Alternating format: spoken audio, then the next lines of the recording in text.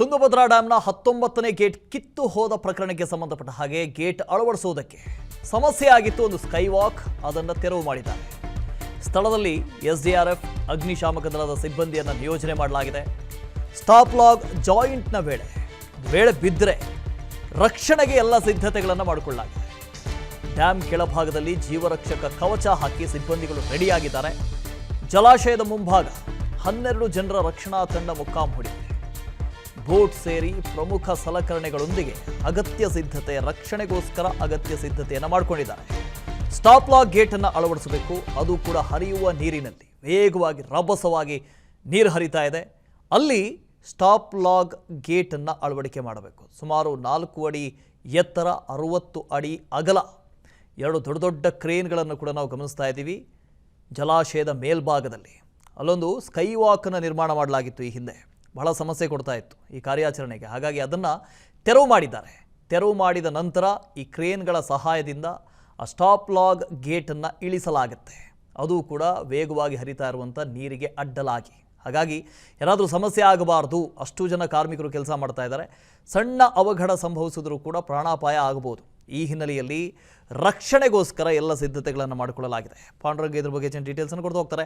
ನೇರ ಸಂಪರ್ಕದಲ್ಲಿ ಜಾಯಿನ್ ಆಗ್ತಾ ಇದ್ದಾರೆ. ಪಾಂಡುರಂಗ, ವೇಗವಾಗಿ ಹರಿತಾ ಇರುವಂಥ ನದಿಗೆ ಅಡ್ಡಲಾಗಿ, ಆ ಜಲಾಶಯದಿಂದ ಹರಿಯುವಂಥ ನೀರಿಗೆ ಅಡ್ಡಲಾಗಿ ಸ್ಟಾಪ್ ಲಾಗ್ ಗೇಟನ್ನು ಅಳವಡಿಸಬೇಕು.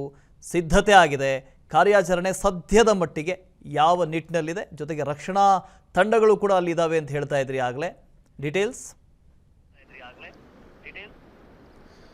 ವಾಸುದೇವ್, ಏನು ಕಳೆದ 6 ದಿನಗಳಿಂದಲೂ ಕೂಡ ತುಂಗಭದ್ರಾ ಜಲಾಶಯದ ಕ್ರಸ್ಟ್ ಗೇಟ್ ಕಳಚಿ ಹೋಗಿರ್ತಕ್ಕಂಥದ್ದು. ಅದರಲ್ಲೂ ಕೂಡ ಅಂದಿನಿಂದ ಇಂದಿನ ತನಕ ಕೂಡ ಬಹಳಷ್ಟು ಪ್ರಮಾಣದಲ್ಲಿ ಶತ ಪ್ರಯತ್ನವನ್ನು ಮಾಡ್ತಾ ಇದ್ದಾರೆ. ಅದಕ್ಕೆ ಪ್ರಮುಖ ಕಾರಣ ನದಿಯಿಂದ ಏನು ಜಲಾಶಯದಿಂದ ಹರಿದು ಹೋಗ್ತಕ್ಕಂಥ ನೀರನ್ನು ಉಳಿಸಬೇಕು ಅಂತಕ್ಕಂಥ ನಿಟ್ಟಿನಲ್ಲಿ ನಾನೀಗ ಇರುವಂಥದ್ದು ತುಂಗಭದ್ರಾ ಜಲಾಶಯದ ಮುಂಭಾಗದಲ್ಲಿ. ಇಲ್ಲಿ ಪ್ರಮುಖವಾಗಿ ನಿನ್ನೆಯಿಂದಲೂ ಕೂಡ ಬಹಳಷ್ಟು ಪ್ರಮಾಣದಲ್ಲಿ ಏನು ಮಧ್ಯಾಹ್ನದಿಂದ ಏನು ಕ್ರಸ್ಟ್ ಗೇಟನ್ನು ಇಳಿಸಬೇಕು, ಅದನ್ನು ನೀರನ್ನು ಉಳಿಸಬೇಕು ಅಂತಕ್ಕಂಥ ನಿಟ್ಟಿನಲ್ಲಿ ಬಹಳಷ್ಟು ಪ್ರಯತ್ನಗಳು ನಡೀತಾ ಇದ್ವು. ಆದರೆ ಅದು ಎಲ್ಲೊಂದು ಕಡೆಗೆ ವಿಫಲ ಆದಂಥ ಹಿನ್ನೆಲೆಯಲ್ಲಿ ನಿನ್ನೆ ಅದು ಏನು ಕ್ರಸ್ಟ್ ಗೇಟ್ ಇಳಿಸುವಂಥ ಒಂದು ಪ್ರಯತ್ನ ವಿಳಂಬ ಆಗಿತ್ತು. ಆದರೆ ಎಲ್ಲೊಂದು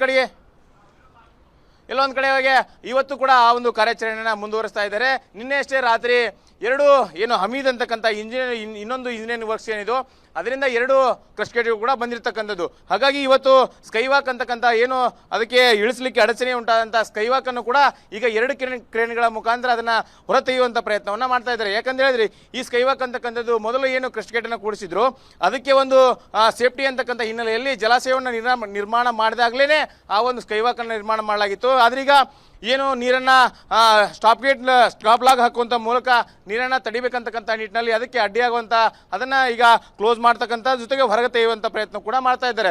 ಹಾಗಾಗಿ ಸರಿಸುಮಾರು ಒಂದು 5-6 ದಿನದಿಂದ ಈಗಾಗಲೇ 35ರಿಂದ 40 TMC ನೀರು ನದಿ ಪಾಲಾಗಿರ್ತಕ್ಕಂಥದ್ದು. ಅದರಲ್ಲೂ ಕೂಡ ಸರಿಸುಮಾರು 10 ಅಡಿಗೆ ಈಗ ಕೆಳಗಡೆ ಇಳಿತಾ ಇದೆ ನೀರು.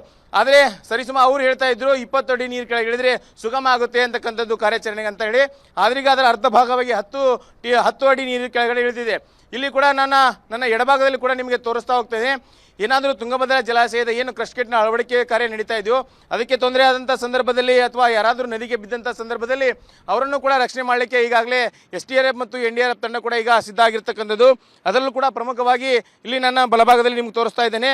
ಸರಿಸುಮಾರು 10ರಿಂದ 12 ಜನರ ತಂಡ ಈಗಾಗಲೇ ಎಲ್ಲ ಕಾರ್ಯಾಚರಣೆ ಜೊತೆಗೆ ಮುಂಜಾಗ್ರತಾ ಕ್ರಮಗಳನ್ನ ಕೈಗೊಂಡು ಅವರು ಈಗಾಗಲೇ ಸೇಫ್ಟಿ ಲಾಕನ್ನು ತಮಗೆ ಅಳವಡಿಸ್ಕೊಳ್ಳೋದ್ರ ಮೂಲಕ ಸಿದ್ಧವಾಗಿ ಕೂತಿದ್ದಾರೆ. ನಿನ್ನೆಯಿಂದಲೂ ಕೂಡ ಇವರು ಕೂಡ ಕಾರ್ಯಾಚರಣೆಯನ್ನು ಮಾಡ್ತಾ ಇದ್ದಾರೆ. ಅದರಲ್ಲೂ ಕೂಡ ಪ್ರಮುಖವಾಗಿ ಬಹಳಷ್ಟು ಪ್ರಮಾಣದಲ್ಲಿ ನಿನ್ನೆಯಿಂದಲೂ ಕೂಡ ಶತ ಪ್ರಯತ್ನವನ್ನು ಮಾಡ್ತಾ ಇದ್ದಾರೆ. ಅದು ಯಾವುದೂ ಕೂಡ ಏನೂ ಸಫಲತೆಗೆ ಕಂಡಿಲ್ಲ. ಆದರೆ ಇಂದಿನಿಂದ ಕಾರ್ಯಾಚರಣೆಯನ್ನು ಕೂಡ ಮಾಡ್ತಾ ಇದ್ದಾರೆ. ಎಲ್ಲೋ ಒಂದು ಕಡೆಗೆ ಇವತ್ತಾದರೂ ಕೂಡ ಗೇಟನ್ನು ಅಳವಡಿಸಬೇಕು, ಜಲಾಶಯದ ನೀರು ಉಳಿಸಬೇಕಂತಕ್ಕಂಥ ಒಂದು ನಿಟ್ಟಿನಲ್ಲಿ ಬಹಳಷ್ಟು ಪ್ರಯತ್ನಗಳು ನಡೀತಾ ಇದ್ದಾವೆ. ಎಲ್ಲೋ ಒಂದು ಕಡೆಗೆ ರಾಜ್ಯದ ನಾನಾ ಭಾಗಗಳಿಂದ ಜೊತೆಗೆ ಲಕ್ಷಾಂತರ ರೈತರ ಒಂದು ಏನು ಫಲ ಈಗ ಫಲಿಸುತ್ತಾ ಅಥವಾ ಪ್ರಾರ್ಥನೆ ಫಲಿಸುತ್ತಾ ಅಂತಕ್ಕಂಥದ್ದು ಕೂಡ ಈಗ ಕಾದು ನೋಡಬೇಕಾಗಿದೆ. ಅದರಲ್ಲೂ ಕೂಡ ಪ್ರಮುಖವಾಗಿ ಇವತ್ತು ಬೆಳಗ್ಗೆ ಅಷ್ಟೇ ಏನು ಗಣೇಶನ ಗುಡಿಯಲ್ಲಿ ಜಲಾಶಯದ ಕ್ರಸ್ಟ್ ಗೇಟ್ ಸುಲಲಿತವಾಗಿ ಕೂಡಿಸಲಿ ಅಂತಕ್ಕಂಥ ನಿಟ್ಟಿನಲ್ಲಿ ಒಂದು ಪ್ರಾರ್ಥನೆಯನ್ನು ಕೂಡ ಇವತ್ತು ರೈತರು ಮಾಡ್ತಾ ಇದ್ದಾರೆ. ಪಾಂಡುರಂಗ, ಈಗ ಸದ್ಯ ಜಲಾಶಯದಲ್ಲಿ ನೀರಿನ ಪ್ರಮಾಣ ಎಷ್ಟಿದೆ? ಈಗ ಸ್ಟಾಪ್ ಲಾಗನ್ನು ಹಾಕಿದ್ರು ಕೂಡ ಆಮೇಲೆ ಕ್ರಸ್ಟ್ ಗೇಟನ್ನು ಹಾಕಬೇಕಾಗತ್ತೆ. ಸ್ಟಾಪ್ ಲಾಗನ್ನು ಆ 4-5 ಬೇಸು ಅಂತ ಏನು ಹೇಳ್ತಿದ್ದಾರೆ, ಎಲಿಮೆಂಟ್ಗಳು ಅಂತ ಹೇಳ್ತಿದ್ದಾರೆ, ಅದನ್ನು ಕೂರಿಸಿದ ನಂತರ ಈ ಕ್ರಸ್ಟ್ ಗೇಟ್ನ ಕೆಲಸ ಪ್ರಾರಂಭ ಮಾಡಬೇಕು. ಒಟ್ಟಾರೆ ನೀರು ಎಷ್ಟು ಉಳಿಬಹುದು ಅಂತ?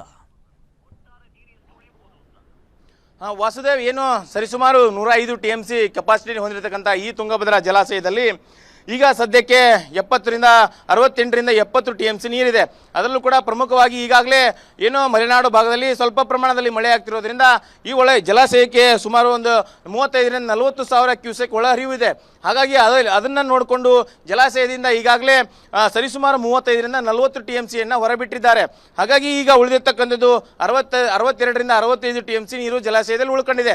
ಹಾಗಾಗಿ ಅವರು ಏನೋ ತಂತ್ರಜ್ಞರು ಮೊನ್ನೆ ಅಷ್ಟೇ ಹೇಳ್ತಾ ಇದ್ರು, ನಾವು ಒಂದು 3 ಹಂತಗಳಲ್ಲಿ ಏನು ನಾವು ಕಾರ್ಯಾಚರಣೆಯನ್ನು ಮಾಡ್ತೀವೋ ಆ ಹಂತದಲ್ಲಿ ಈಗ ಗೇಟ್ ಲಾಕ್ಗಳನ್ನು ಕೂಡಿಸೋದ್ರ ಮೂಲಕ ನೀರನ್ನು ಉಳಿಸ್ತೇವೆ ಅಂತಕ್ಕಂಥ ಮಾಹಿತಿಯನ್ನು ಹೇಳಿದ್ರು.